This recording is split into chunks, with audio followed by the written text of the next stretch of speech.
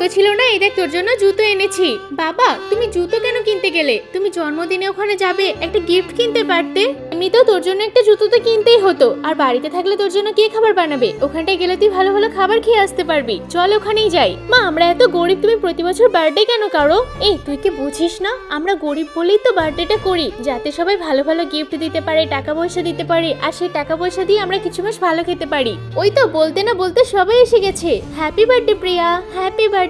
Thank you, happy birthday Priya. কিরে তুই খেলতে খেলতেই চলে আসলি? তো একটা ভালো জামাও পরেনি, এটা কি পরার জামা নাকি? আরে না না, ওর কাছে যতগুলো জামা ছিল সব থেকে ভালো জামা তো এটাই, এই জন্য এটা পরে এসেছে। আরে এত সময় নষ্ট করো না, আমার আবার বাড়িতে কাজ আছে, তাড়াতাড়ি কেকটা কেটে ফেলো। এই নে বোন, তোর জন্য একটা ভালো গিফট এনেছি। আর এই নে আমি তোর জন্য একটা সুন্দর জামা এনেছি। মামা তুমি কি এনেছো আমার জন্য?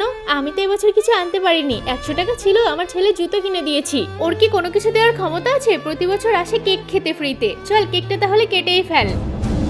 বাবা তোমার এটা অভ্যাস হয়ে গেছে তাই না, মানুষের কাছে কথা শোনা? তুমি ইনকাম করতে পারো না?